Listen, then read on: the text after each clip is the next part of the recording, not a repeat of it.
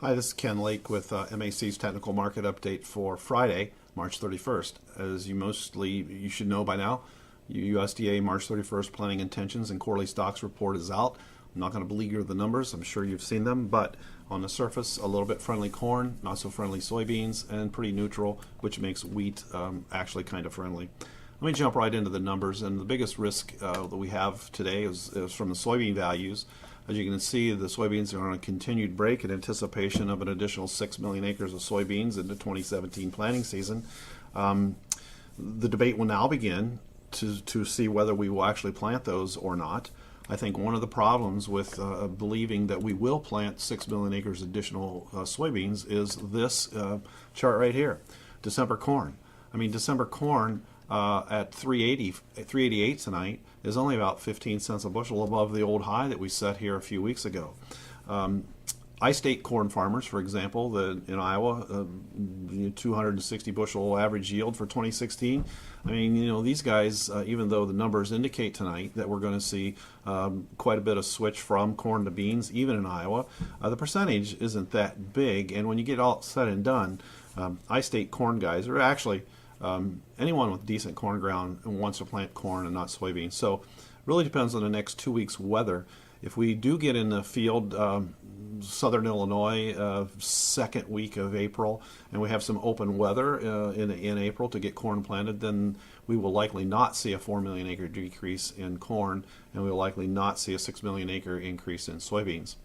One of the major problems with buying into that kind of a scenario is the fact that we know that wheat acres are as low as they've been in 100 years. So all that wheat acreage that we lost last fall and this spring in the north will end up being soybeans probably. So there is definitely an increase in soybeans, and there's a problem in the soybean market as it relates to that. But we really have to watch this December corn contract as we creep higher here, and we have to watch spring weather. An open season or a fast-paced planting season here in April means that final corn and soybean planted acres come June 30th will certainly not be what we just saw out of the March 31st report. It'll be something different, and my bet right now is that we'll plant more corn than currently shown in that report and less soybeans. So we will switch here to the May contract. If I can confirm, and I've almost been able to do this, if I can confirm the trend change here in corn, we had 3 out of the last 4 days higher, and we had a nice extension from the standard trading ranges today in corn. It is a turnaround, and we could still retrade this 385 range and make corn. Likewise, over in D's corn, I need to be able to confirm. I really need a higher market Monday, maybe even into Tuesday to confirm this, but we'll start targeting the $4 range again for D's corn hedges, it's not that far away. 15 cents is not that far away.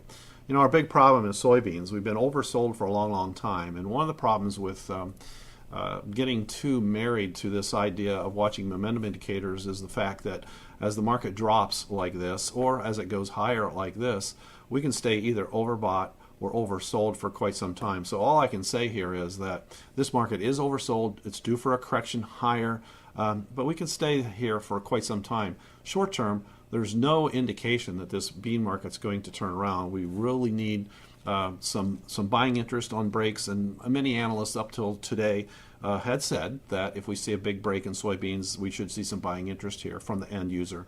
And let's see if that comes in. If it doesn't, 907 in the November contract is a downside risk, so 50 cents lower, certainly a downside risk. Most of our customers have some hedges off in this area here, so I'm not concerned about advancing sales at this time.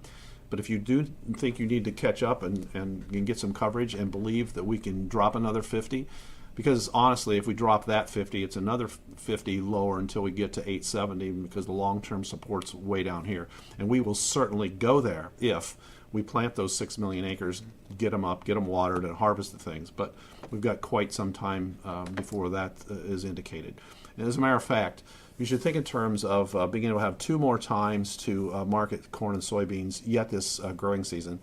Between now and May 15th is a seasonal pattern where we set lows around the March 31st report and tend to rally into May 15th. Once we complete May 15th, see water on this crop. If the crop's not in bad shape, then we'll try to make a low around June 30th. And then once again, we'll look forward to summer weather, pollination, pod set weather, and we can attempt to make another high around July 15th. So think in terms of those two times where we can set targets between now and May 15th, and between May 15th and July 15th, knowing that if all these crops get planted and get watered without any trouble, the long-term prognosis for prices actually lower. So we will have some firm recommendations next week on soybeans if we can confirm some lows. But until then, I'm not going to come out here and make any sale recommendations for anything unless you're a farmer who hasn't sold enough soybeans, and then I would just wait in here and get something hedged right now.